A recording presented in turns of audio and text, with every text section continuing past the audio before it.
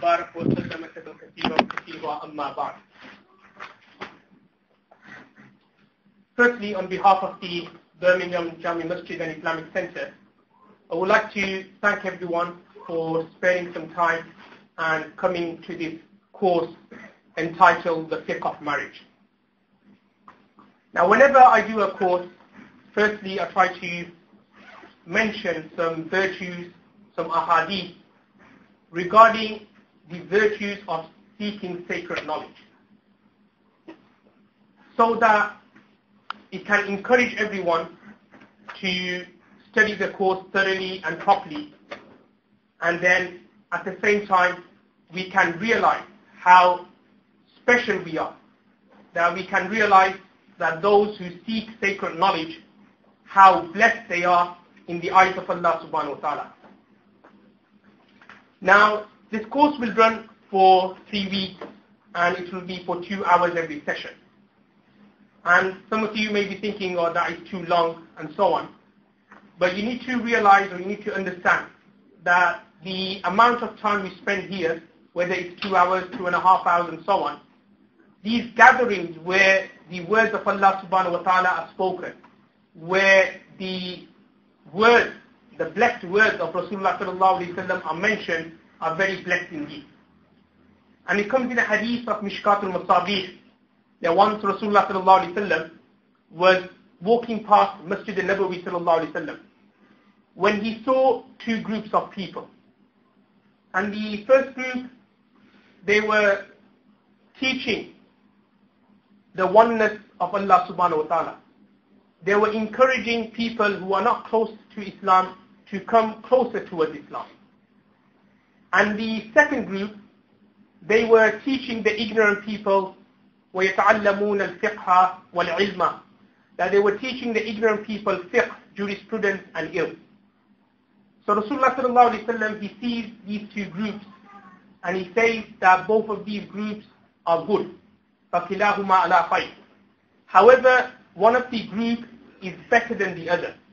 And Rasulullah sallallahu alayhi wa sallam says, إِنَّمَا بُئِثْتُ مُعَلِّمًا, that I have been sent as a teacher, and he goes and sits with that group of people who were teaching the ignorant people fiqh and ilm and so on.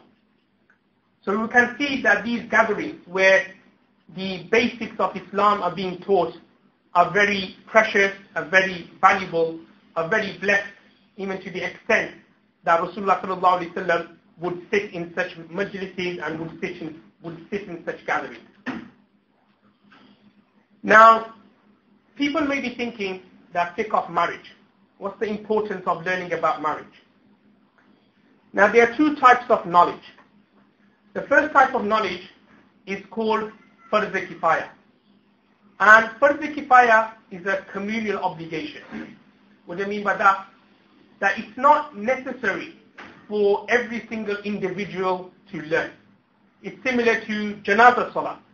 That Janazah Salah is Farz Kifaya, meaning that if a few people perform the Janazah Salah, then the obligation would be uplifted on behalf of the rest of the community.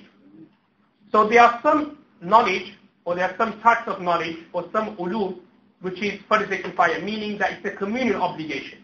It's not compulsory for every single individual to learn. And examples of Farz Kifaya will be such as to learn the tafsir of the Holy Quran, or to learn the commentary of every single hadith. That to learn the commentary of every single hadith, to learn the commentary of the Holy Quran, it's not compulsory upon every individual. However, there must be certain people, like scholars, shuyukhs and so on within the community, who possess that particular brand and that particular type of knowledge. Then you've got the other type of knowledge, which is called Farz Ayn. And Farz Ayn is that type of knowledge which is compulsory for every single individual to learn. You know, irrespective of your background, irrespective of your creed, irrespective of your color, irrespective of, you know, your social background, your financial background, the Farz Ayn knowledge is compulsory for every single individual to learn. Now you may be thinking that what knowledge constitutes Farz Ayn, that what would we say that this is Farz Ayn? So the best way to look at it is that those knowledge or those ulum which is linked with the individual, where the individual is connected, then for him to have some basic knowledge or understanding regarding that branch is compulsory. Now what do I mean by that? I'll give you an example. Just say salah. Now salah is a thing which all of us will have to do, or all of us have to do. It's compulsory upon every single individual. So therefore it is a must, or it is necessary that we have some basic knowledge regarding salah. That how to read our salah, which situations break our salah, what time is it makruh and disliked for us to read salah, what time it is haram for us to read salah. And because purification, tahara, is the key to salah, so therefore for us to have some basic knowledge regarding tahara and purification is also obligatory and necessary as well. That which situations will break our wuzu, which situations would not break our wuzu, and so on. Similarly, in a month's time, the blessed month of Ramadan will dawn upon us.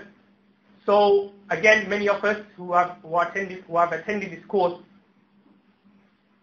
fasting and roza is compulsory. So therefore, to have some basic knowledge regarding fasting, that which situations will my fast break, which situation will my fast not break, if I can't fast, then what do I do, how much money do I have to give to poor, to charity, and so on. To have some basic knowledge is compulsory. Now this takes me on to marriage, fiqh of marriage. Now marriage is something many of us are involved in, meaning that many of us are already married. There are many of us who are intending to get married. And there are many of us who haven't even thought about getting married, but it's one of those things in life which will happen. Eventually, either you will find someone, or either your parents will find someone for you, and eventually, when the time comes, when the moment is right, you will decide to get married. So therefore, it is necessary and wajib and obligatory that we have some basic knowledge regarding marriage. That we should know that which things or what are the rights of the husband. That we should know what are the rights of the wife. We should know that things which we should do in marriage, things which we shouldn't do in marriage. And to tell you, you'll be surprised that nowadays, because of the society we're living in, I also have a website where I answer online questions. So many of the questions we get, it's always got to do with marriage problems. A wife is writing in complaining about her husband who's not fulfilling her rights. A husband is writing in complaining about his wife that she's not, obeying the husband, and so on. And many or a lot of unhappy marriages, a lot of painful marriages can be prevented if the husband and wife, or if the boy and the girl, the couple, if they had read about marriage.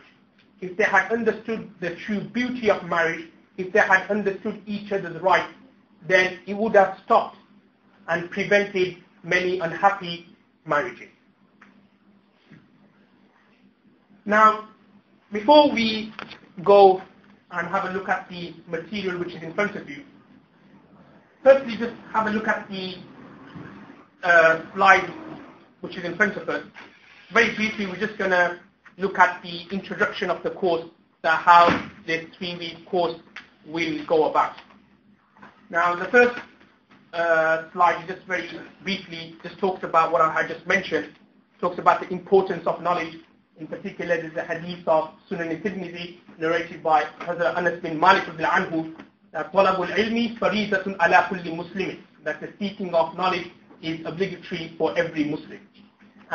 Furthermore, there is a verse in the Holy Quran, in Surah Al-Zumar, where Allah subhanahu wa ta'ala says that those who are knowledgeable and those who are not knowledgeable, those who are unknowledgeable, are they equal? Obviously the answer is that no. Obviously those people who are knowledgeable, they share this kind of closeness with Allah subhanahu wa ta'ala, and in the eyes of Allah subhanahu wa ta'ala, they are very close. Now the next slide which we are going to look at is with regard to the course structure. That how we're going to go about in covering all the material which is in front of us within a 3-week period. Now the course will run for 3 weeks, as all of you know, and the lesson or the session will last for 2 hours. So from 4 till 6, the lesson or the session will last for 2 hours, and it will be a 3-week course. And at the bottom I've written that personal individual study is compulsory, should be for this course, and the homework set each week will be assessed and will contribute to the level students attain at the end of the course. Now what I'm trying to say is that in this course you're going to get homework as well. Obviously it's going to be something simple, nothing like too difficult or anything like that. So along with the information which I have given, the principle which we have looked at the end you will also be given homework sheets. Very straightforward, only take around 20 minutes, 25 minutes or so. But the reason why I give homework sheets is for my own kind of benefit as well, so that I know that the information which I have given, I could assess that, okay, the students, they've understood the principles and they know how to apply to the homework which has been set. And the homework is not, well, there's 2 types, or there's 2 parts of this homework. There will be 2 what you call case studies for the homework. Now what do I mean by case studies? There will be 2 real-life scenarios. There will be a fictional character, probably called Zayd, and we will see that Zayd, he will be inflicted with the problems which we're going to look at. Like for example, he's got a girlfriend, say, or he's on the internet chatting to girls and so on, and then he's got involved in a haram relationship, so he wants to get married.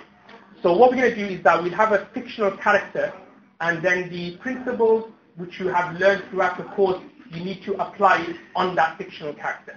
Okay, whether the action he's doing is permissible, whether it is lawful in the eyes of the Sharia or not.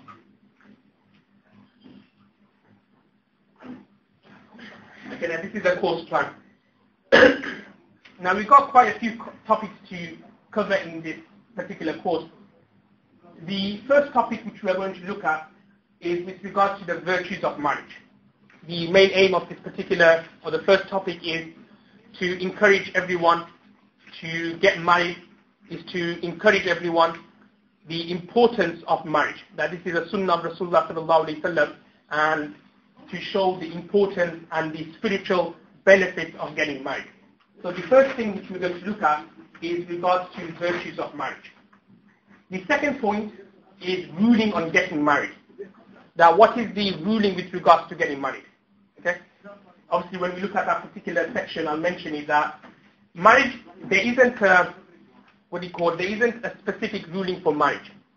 Other things such as namaz, you know that whether it's lawful or whether it's unlawful, or whether it is permissible, whether it's impermissible. But with regard to marriage, it depends, or the ruling depends on the situation of the individual. There may be some situation where for that particular individual, it is compulsory for him to get married. But there may be another situation where it will be haram and unlawful for the individual to get married. So therefore, that is like a topic in itself. So the ruling on getting married. The third topic is the selection of a partner.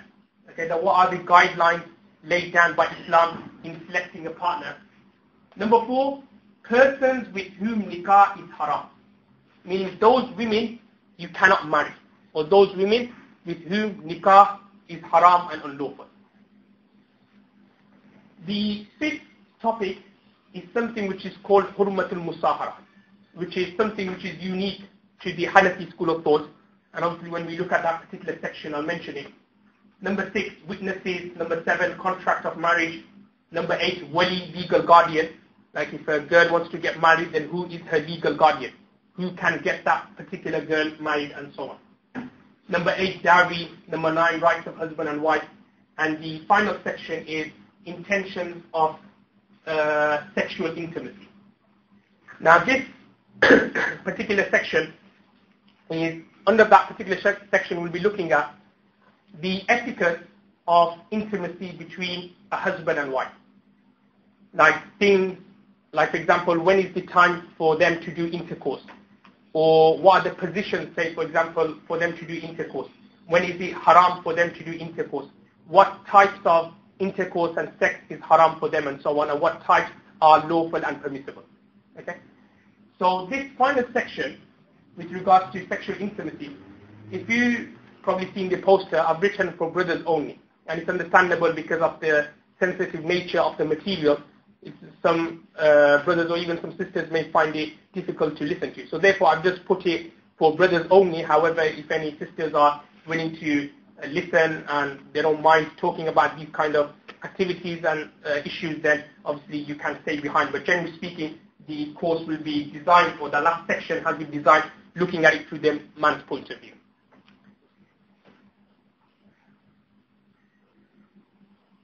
Okay, again, just further elaborating on the course plan, that what we're going to look at in each week. So week 1, or the first week, we're going to be looking at introduction to the course, virtues of marriage, ruling on getting married, criteria in selecting a spouse, and compatibility or kafa in marriage, looking at what types of girl are compatible for us or not. Week 2, women you cannot marry, contract of marriage, witnesses, the wali, the authority of the wali, and week 3, the mahar dowry, treatment of wives, and the guide to sexual ethics. Okay, so that is the brief outline of the course.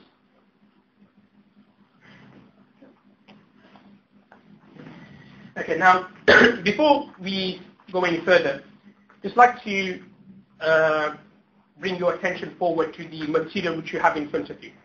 Now you've been given 2 materials. Firstly is the course book, which has been entitled Fiqh of Marriage, and that consists of 16 pages. So that is, you could say, is the main textbook for the course. So we'll be reading through the materials from that particular textbook. And whenever there is a main issue, like for example, marriage without parental approval, or when we look at the issue of girlfriends and boyfriends, and other issues such as like whether it's permissible to marry Christians and Jews, then obviously there will be a slide for that, and on top of that we'll also give you some handouts. Okay. For this week I've just given you a handout, which is the second material which I gave, and that consists of 5 pages. And under that, whenever the appropriate ruling comes, then we look at the handouts. I probably will say, okay, let's look at handout number 1, and then we will look at the issues which are on the handouts. Now, if we could just open to the first page of the course book. In fact, there will be a break in between around 5 o'clock, so it won't be a full 2-hour course. So there'll be a break around 5 o'clock for around 10 minutes, then after that we'll conclude. Okay, now the first topic which we're going to look at is entitled Virtues of Marriage. And I've written at least around 7 hadiths altogether with regards to the virtues of marriage. Now the first hadith is a hadith which can be found in Sahih Bukhari and Sahih Muslim, where the Prophet of Allah ﷺ said that, O young people, Ya ma'ashara al-shabab, O young people, whoever among you can support a wife should marry. Whoever among you can support a wife should marry, for that is more modest for the gaze and safer for your private parts. Now the first hadith, a very famous hadith of Sahih al-Bukhari, Rasulullah ﷺ is indicating towards the benefit of getting married. That if you are capable of getting married, then you should get married. Why? Because there are 2 spiritual benefits of getting married. Number 1, that it is more modest for the gaze and safer for your private parts. Now when a person, when he is married, he is far more likely to prevent his eyes wandering around. Meaning that when he sees a girl, then if a person wasn't married, then more likely his eyes would automatically go to that particular girl. But however, if a person is married and he is regularly satisfied with the marriage, then that person will be far less likely to look at an unlawful woman, is to look at a strange girl. So that is the first benefit of marriage. And the second benefit of the marriage is, and safer for your private part. That when a person, when he gets married, then it protects him from adultery, it protects him from fornication, it protects him from zina. Now with regards to marriage, Rasulullah ﷺ has said in a hadith of Sunan al-Tirmidhi, that an-nikahu min sunnati. That nikah or marriage is a sunnah of Rasulullah ﷺ. Allah subhanahu wa ta'ala in the Holy Quran, in Surah Al-Baqarah has said, Hunna libasul lakum wa antum libasul lahum.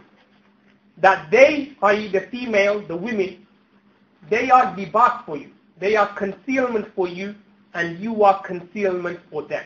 وَأَنْتُمْ لِبَاسٌ لَهُنْ.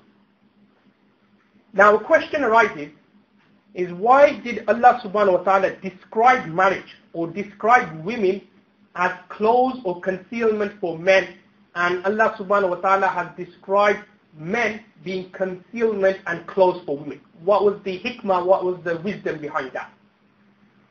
Now scholars have written that clothes or libas, there are two benefits of clothing.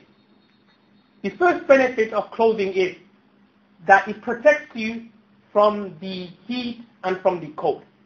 That when a person, when he wears some garments or when he wears some clothing, then it protects him from being cold, it protects him from being hot or anything or something like that. So similarly, when a person is married, then it prevents him from sin. It prevents him from adultery, it prevents him from fornication.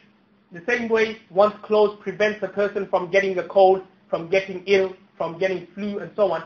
And similarly, when a person is married, then it prevents the person from engaging himself in any sexual intercourse or haram sexual intercourse with someone. So that is the first reason. And the second reason is that the same way clothing are closely attached to a person's body, then similarly that's how a marriage should be between a man and a woman. That there should be this kind of tranquility and peace. The comfort a person feels when he's wearing a nice pair of clothing, a nice jumper, a nice t-shirt and so on, he feels that kind of comfort in it. So similarly, that is the wisdom of marriage, that when you get married, then there should be this kind of physical peace and tranquility between yourself and your spouse and your wife. So because of this reason, Allah subhanahu wa ta'ala has described marriage to be libas. Now keeping the information in mind, Allah subhanahu wa ta'ala has said in the hadith, that if a person is capable of marrying, then he should marry. Why? Because it is more modest for the gaze. That when a person is married, then he is more likely to keep his gaze intact. He is more likely not to wander around, not to look at any unlawful women. When he's on the TV, on the internet, his thoughts will not go to that particular woman and so on.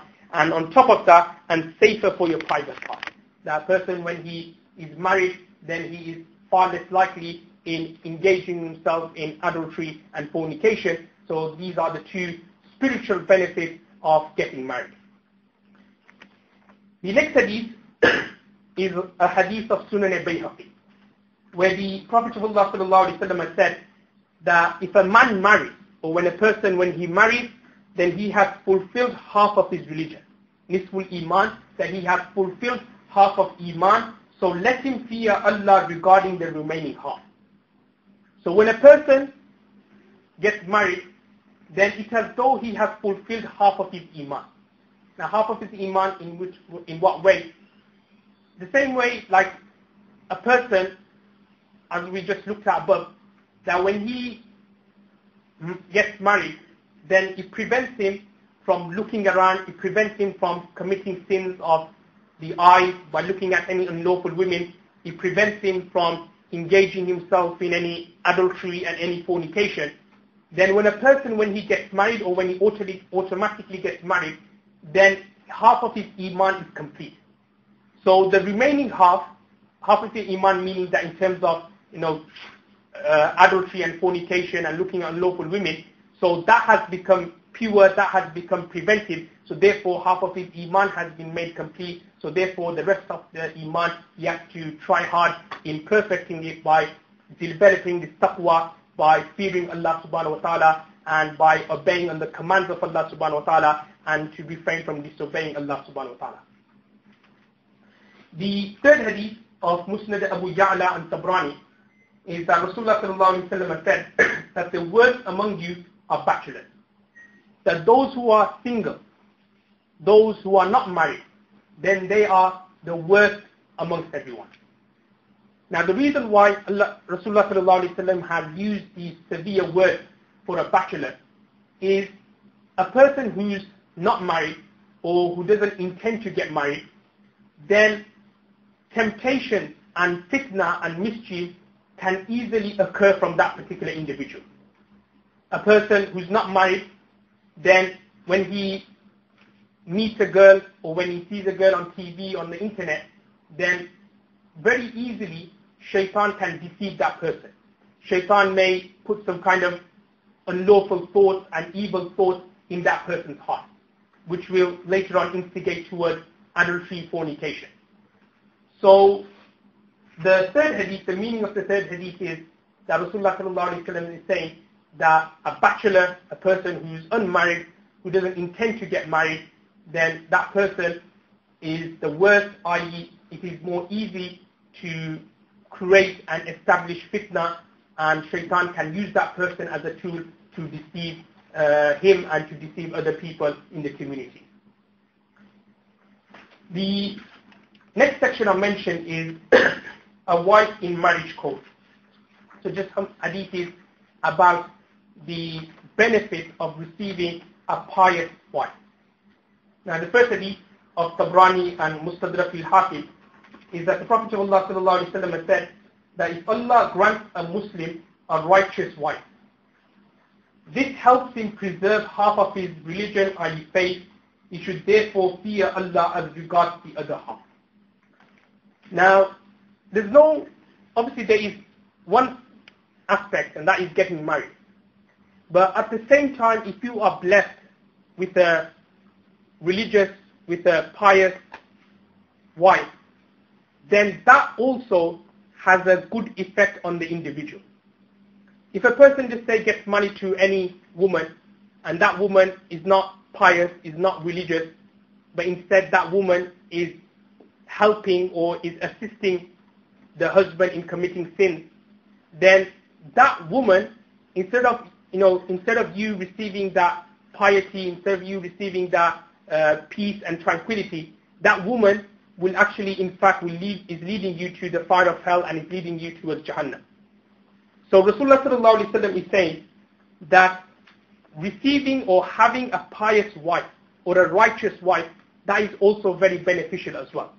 And by having a righteous wife, then half of his iman is preserved. And the other half, he has to just now try and endeavor to gain that taqwa and piety so that he can fear Allah subhanahu wa ta'ala. The second hadith, the Prophet of Allah sallallahu alaihi wasallam said that the whole world is pleasure, and the best pleasure of the world is the righteous woman. Now all this world, it is known as mata, meaning that all this world, the whole creation, this world, the land, the trees, everything, Allah subhanahu wa ta'ala has created for humans for their own benefit. That we have the trees, we have land and so on. Allah subhanahu wa ta'ala has given all those so that we can utilize it. We can use it for our own benefit and so on. So the whole world is a pleasure. And the best pleasure of the world is a righteous woman. And the best mata, or the best item or the best pleasure a person can receive from this world is a pious, God-fearing wife. And the next hadith after also elaborates on the same point, that 4 things bring one joy: a righteous wife, a spacious house, a pious neighbor, and a comfortable riding animal. And the last hadith also establishing the same point, and that is the hadith of Sunan Nasai. The Prophet of Allah sallallahu alaihi wasallam said that a Muslim man can acquire no benefit after Islam greater than a Muslim wife, who makes him happy when he looks at her. That when the husband looks at his wife, then by looking at his wife, he makes him happy. He gets this kind of love, this kind of peace, this tranquility, and furthermore, obeys him when he commands her. That when the husband tells his wife to do something, to do this, to do that, then the wife is always willing to listen to her husband and protects him when he's away from her in herself and his property. Meaning that when the husband isn't around, then the wife is always ready to protect his property, and more importantly, she is ready to protect her modesty and her chastity.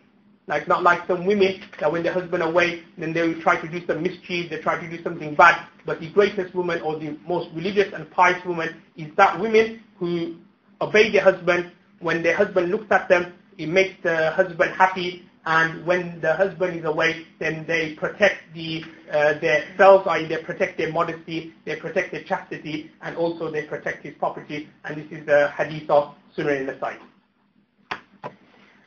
Okay, now, if you go into the next page, we're going to look at the second section of the course, which is entitled Ruling on Getting Married. Is marriage obligatory? Now, alhamdulillah, we looked at the virtues, the fadails of getting married. Now, we need to ask ourselves that whether it is compulsory for us to get married, that whether we have to get married or not. Now, as I mentioned, that the ruling with regards to marriage is something which is not clear-cut. Other rulings, like for example, if somebody asks you that can I take interest from the bank? So obviously the mufti or the scholar will reply by saying it's haram, clear-cut ruling. Or if somebody says can I do this, so you'll say yes, there's nothing wrong with it, it's halal. But with regards to marriage, there isn't a set ruling. Many people may ask me, that, do I have to get married and so on. So you can't give a set ruling to that person. You can't say yes, it's compulsory for you. You can't say that no, it's sunnah for you. You can't say that it's nafil for you and so on. There isn't a set ruling for marriage. And as I mentioned before, that it depends on the situation of the individual. Now what are the situations? There are 5 situations which are in front of you when it comes to the ruling on getting married. Now what is the first situation? The first situation is first, obligatory. That the first situation is compulsory for a person to get married. Now what is the situation? This is when an individual has an overwhelming level of sexual desire in a way that he or she is certain of committing adultery. Now if a person, he isn't married, but he is certain that he is going to commit zina and adultery. And what do you mean by that, that he's certain? Like for example, he's got a girlfriend, a person has got a girlfriend, and he's really close with his girlfriend, meaning that they've been dating for many, many years, they're always phoning each other, they're always texting each other, they're always meeting up and so on. So they're always in contact, there is that kind of contact, like they're kissing and so on, so there is that kind of physical contact. They haven't done zina or adultery yet. They haven't actually done the fornication yet. Now in that situation, for that Muslim brother and for that Muslim sister, it is compulsory and obligatory to get married.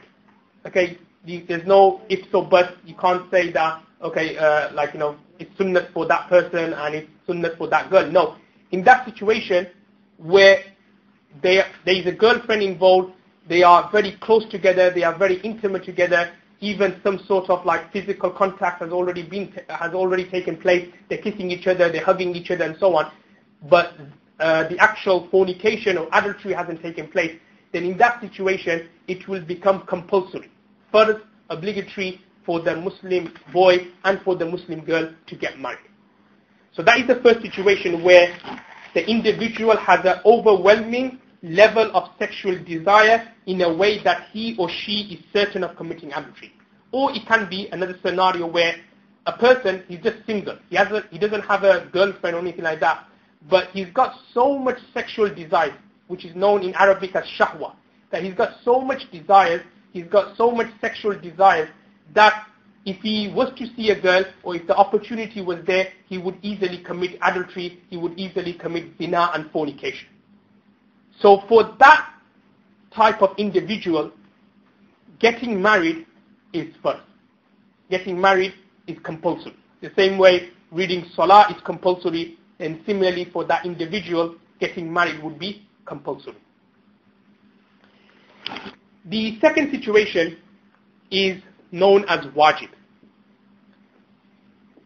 Now, wajib, the difference between wajib and fard is that if an individual has such sexual desires in a way that one fears committing adultery. In the first situation, he was certain of committing adultery. He was pretty sure that if I didn't get married soon, then I am going to commit adultery, I'm going to commit fornication and zina with someone. But in the second situation, he's not 100% certain, or he's not 100% sure that something like that is going to happen, but there is a fear, or one fears committing adultery. That he fears that he will be committing adultery if he didn't get married soon. Then in that situation, it will be wajib and necessary for him to get married. Similarly, or if a person cannot prevent himself from masturbation. Now, also, it is wajib and obligatory for him to get married is if a person is involved in masturbation. Now, masturbation is something which is unlawful and haram in Islam. And it is mentioned in the Holy Quran in Surah Al-Mu'minun, where Allah subhanahu wa ta'ala says, وَالَّذِينَ هُمْ لِفُرُوجِهِمْ حَافِظُونَ, that Allah subhanahu wa ta'ala is praising the believers. And Allah subhanahu wa ta'ala says, those who protect their modesty. إِلَّا عَلَىٰ أَزْوَاجِهِمْ أَوْ مَا مَلَكَتْ أَيْمَانُهُمْ, besides with their wives and besides with their slave girls. So from this particular verse, Allah subhanahu wa ta'ala is saying that there are two ways where you can satisfy yourself. Or there are two ways where you can sexually satisfy yourself. That is number one, with your wife, and number two, if you have slave girls. Because in this day and age there aren't any slave girls, so therefore there's only one way, and that is through your wife. And to sexually satisfy yourself in any other way, that is haram and that is unlawful. And there are also hadiths as well, even though the hadiths may be weak, and that is that Rasulullah sallallahu alaihi wasallam has used the word nakihul yadi mal'unun, that the person who weds his hand, i.e. the person who does wasi and zina or fornication with his hand, are indicating towards masturbation, then mal'unun, then that person will be mal'un and that person will be accursed. Nakihul yadi mal'unun. And there are also other hadiths as well, that there are 7 types of people or 7 categories of people with whom Allah subhanahu wa ta'ala will not look at on the day of judgment. Allah subhanahu wa ta'ala will not purify them. Allah subhanahu wa ta'ala will not forgive them. And one of them is that person who masturbates with his hands. So what I'm trying to say is that masturbation is something which is haram in Islam. Now if a person is involved in masturbation and he can't, the only way, like it's basically, masturbation is such a thing where if you get involved in it, it's difficult to get out of it. So a person, he's probably at the beginning, he just tried it a couple of times, but because he's got into the habit, now he always wants to masturbate. So he's involved in the sin of masturbation. Now the masla is that if he cannot prevent himself from masturbation, then it is necessary and wajib for him to get married. Now if he can't for example, stop masturbating, then in that situation it is necessary for him that he gets married and he looks for a girl, he looks for a spouse, and that is the masla here. That this is when an individual has such sexual desires in a way that one fears committing adultery or cannot prevent himself from masturbation. So that is the second situation of the individual and the second ruling. The third situation of the individual is that in this situation it will only be sunnat muakkada. It will only be emphasized sunnah for him to get married. Now what is that situation? This is for an individual who is in a moderate state. His sexual desires are not overwhelming like the above two situations. Now the third situation is that if there is a person, he's in a moderate state, meaning that he doesn't have that much desires, or he may have some desires, but it's not as severe as the first two, i.e. that such an extent that he may commit adultery, or there is a fear of him committing adultery. So the third situation is that it is only sunnat muakkada, meaning the emphasized sunnah for him to get married. So a general state where, there's no fear of him committing adultery, just a normal person, he has he has some desire, but it's not that much. Then in that situation, it only be sunnat muakkada and an emphasized sunnah for him to get married. The fourth situation is severely disliked and makruh. Now, the fourth situation is if this person fears that he will be unjust or oppressive to his spouse. Like a boy wants to get married, but he fears that if I get married, I won't be able to fulfill the rights of my wife. It could be like, for example, financial rights. It could be, for example, sexual rights. Like, for example, he's got some problems where he cannot fulfill the desires of his wife. Now, if he fears that, then in that situation, it will be makruh tahrimi for him to get married. Severely disliked for him to get married in that situation. If he fears of being unjust or oppressive to his partner or to the spouse. And the last situation, and that is when it is haram for him to get married, and this is when one is certain of being unjust and unfair to his wife. So if a person is pretty sure, 100% sure that if I was to get married, I won't be able to fulfill the rights of my wife, I won't be able to pay for the maintenance, pay for the shelter, pay for the food and so on. Or, as I said, like is certain that he's got some kind of problem with his private part, that he won't be able to sexually satisfy his wife, then in that situation, it will be haram and unlawful for him to get married. Now the next section which we're going to look at is with regard to the evils of zina. Now, it's not actually linked per se with the actual cause, but the mas'ala we're going to look at is with regards to the evils of zina and adultery and fornication. Now the reason why I've mentioned it is to show the severity of adultery and to show the severity of fornication. And to show everyone that marriage is the lawful way and is the halal way of performing or fulfilling your sexual desires, and to do it in any other way, then that is something which is haram and that is something which is unlawful. Now the hadiths are straightforward. I'm not going to look over the hadiths. You can read it in your own time. Just a couple of hadiths just to show the severity of adultery and fornication. But I'll just at the same time just mention some spiritual weaknesses or some disadvantages of committing zina and adultery and fornication. Now this is also substantiated from hadith as well. And that is that a person who is involved in the act of zina and fornication and adultery, then it comes in a hadith that the color or the nur or the light from that person's face evaporates. Meaning that nur which a Muslim has, that light which a Muslim has, which differentiates a Muslim from a disbeliever, when a person is involved in this severe sin of adultery and fornication, then that light and that nur disappears from his face.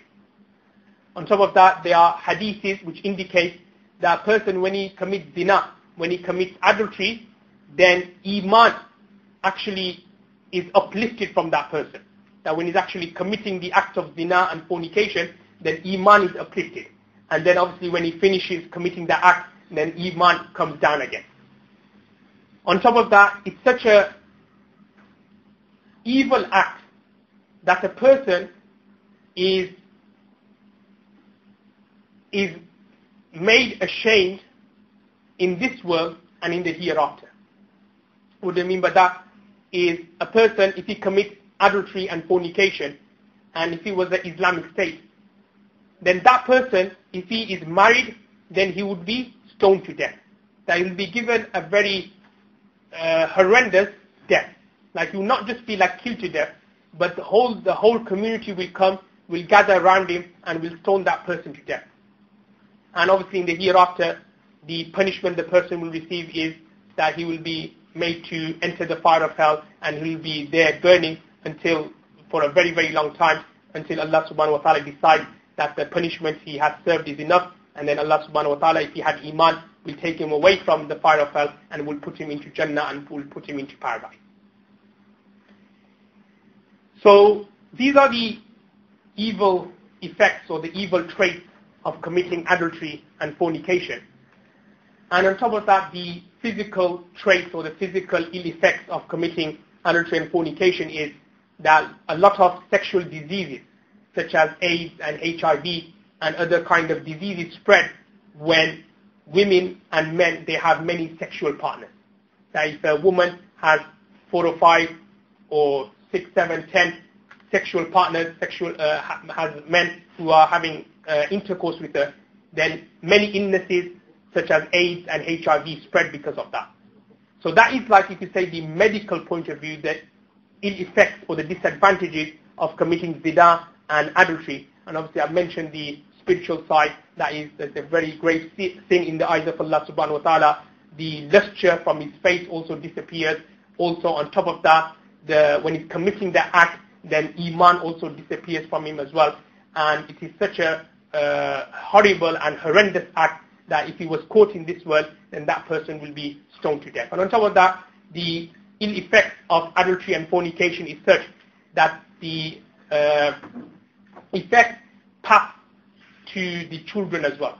That if a child is born from that adultery and from that fornication, then that child is known as waladuz zina, is known as an illegitimate child. So an illegitimate child, a waladuz zina, is looked down upon in society. When a person, like in a society, if he is born out of wedlock, if he was born out of fornication, adultery, then people will easily point finger at him and will say that, oh, you're a waladuz zina, you're illegitimate, your mother did this and this is what happened to you and so on. So the effect, the ill effect of zina and adultery is such that even passes on to the children as well. So therefore, Islam being the religion which of modesty has said that any path which falls or which takes on us to zina and adultery is something which is haram and something which is unlawful. Which takes me on to the next point, which I've given some handouts for. I think it's on page 4 on the handouts, is with regards to the girlfriend-boyfriend relationship. Now, as I've just mentioned, adultery, zina, fornication is something which is haram in Islam. And the beauty of Islam is that anything which takes us towards haram is also haram. This is like a principle which you need to understand, that anything which takes us to haram is also haram as well. So that's why there are many like transactions where there's a doubt that there may be interest, or there's a doubt that there may be some kind of hint of gambling, there may be some kind of hint of any other unlawful sources. So therefore we say that, okay, such transaction is haram. Now the exactly same ruling applies for boyfriend and girlfriend relationship. That boyfriend-girlfriend relationship, even though you may be saying that, okay, I'm just like contacting this girl here and there, I just phone her once a week, I just text her once a week, or just say, for example, there's a Fiqh of marriage course and I just text her this, Fiqh of marriage, text message to her. So you may be thinking like that. But even then, to have any kind of unlawful contact or any kind of unlawful relationship with a girl, even though it may be harmless texting, even though it may be harmless like emailing each other and so on, but even then that should be stopped and that should be barred. And the reason why is that even though we may have started with the good intention, but shaitan is very clever. Shaitan will say, first of all, okay, just contact this girl, just phone her first. Then next thing you know that shaitan will kind of instigate into your mind that, okay, start texting her, start emailing her, and the next thing you know that you are going out with each other, and the next thing you know you have committed adultery and zina and fornication. So Islam has said that anything which leads us to adultery, that thing is also haram. And because having a boyfriend or having a girlfriend is such a relationship which will easily take us towards haram, which will easily take us towards fornication and adultery. So therefore Islam has prohibited and has said to the followers that it is haram for men to have any unlawful contact with women, and it is haram for women to have any unlawful contact with men. Now obviously Islam is also a religion where it looks at people's needs. So there are sometimes some situations where you may need to talk to a girl, or a situation where a girl may need to talk to a boy.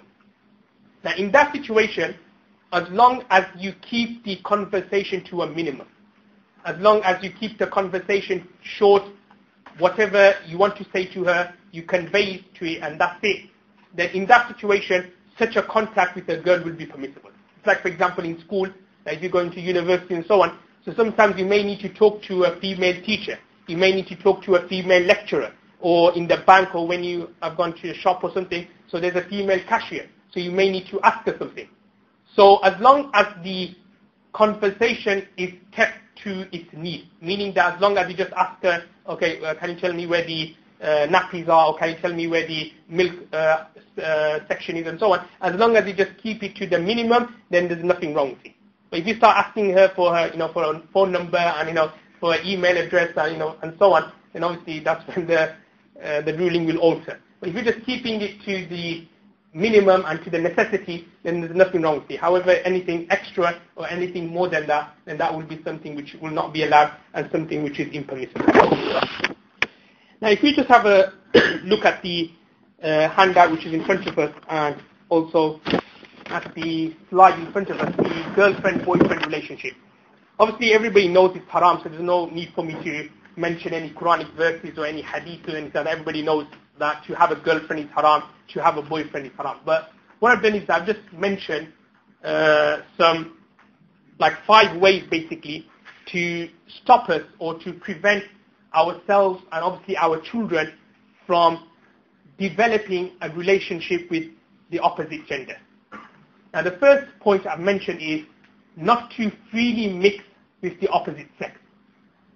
The first way to prevent ourselves from having any unlawful contact with a woman is to avoid those crowds where there are men and women, or where there is a mixture of men and women.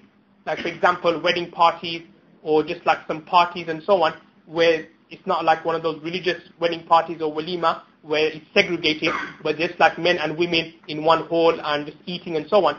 So those kind of atmosphere, those kind of parties, those kind of halls where there is free mixing between men and women, that should be avoided. Because obviously if you are in an environment where there is a mixing of men and women, then it is more easy for you to contact a girl, it is more easy for you to get access to a girl, and then as I just mentioned, that as soon as you get access to a girl, then one thing will lead to another, and then that may, will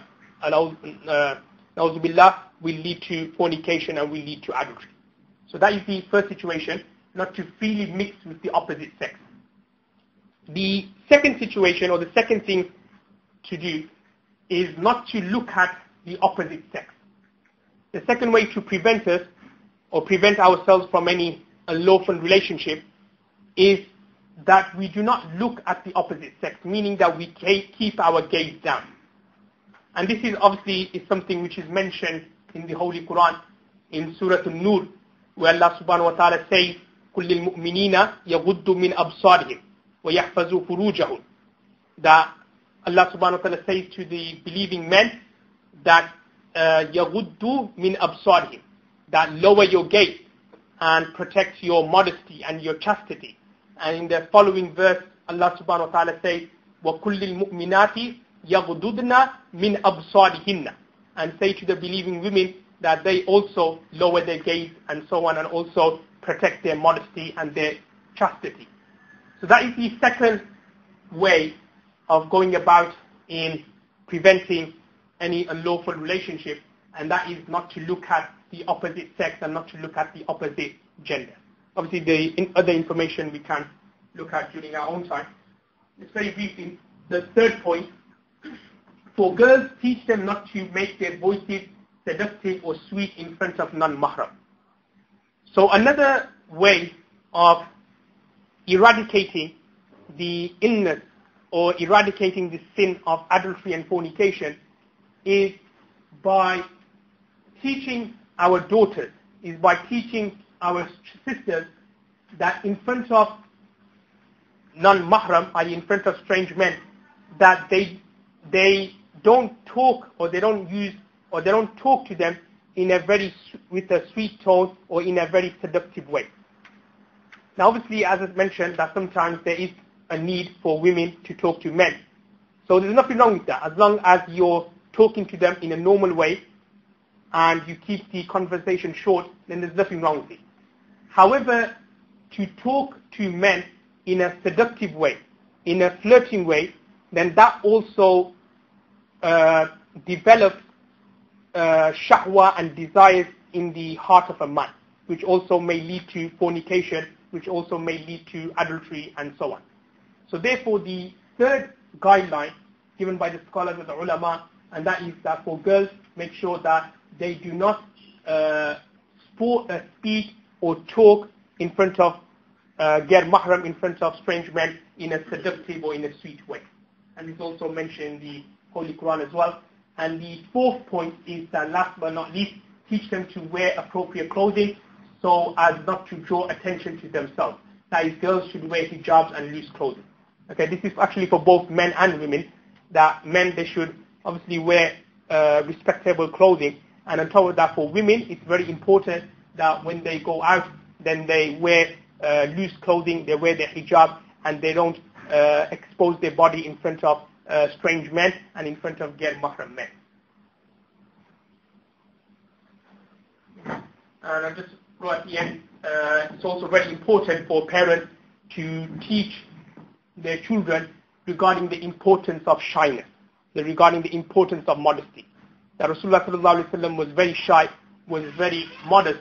So it's very important that we teach our children that when any girl or any woman come in front of you, then you shouldn't feel shy. You should feel shy. That you should have this kind of modesty and haya and so on. And there's actually a hadith, as you know, there's a hadith that the Prophet of Allah sallallahu alaihi wasallam has said that al-haya shu'batun min al-iman. The haya or modesty is a branch of faith, is a branch of iman. In another hadith as well, also of Sahih al-Muslim, that once there was this companion, he was criticizing a fellow companion, and he was saying to him that, oh, you have too much shame, that you have too much haya, and he was criticizing him. So Rasulullah sallallahu alaihi wasallam overheard him, and he called that person and he said, al-haya shu'batun min al-iman, that haya and modesty is part of iman. Shame and modesty in this day and age is considered something bad. Like if a person is shy, then we say to that person, oh look, you don't have any confidence in you. Look at you, you're shy, you can't come up and start talking, or when you see a girl, you feel shy and so on. That is something good. These qualities in the hadith, Rasulullah sallallahu alaihi wasallam saying that is a sign that that person has got true iman and true faith. But nowadays when we see someone shy, or when he's shy in front of girls or women, then we start saying, oh look, we start frowning upon that person. We started criticizing that person. We started labeling that person to be considered, or he's got no confidence and so on. So what we should do is that we should teach our children, our daughters, our sisters, the importance of being shy, and obviously our sons as well, our brothers, that in front of girls, you should have this kind of natural shyness, and this natural modesty should appear when you are in front of girls, and these things should, inshallah, should prevent a person from, involving or divulging himself in such haram and unlawful relationship.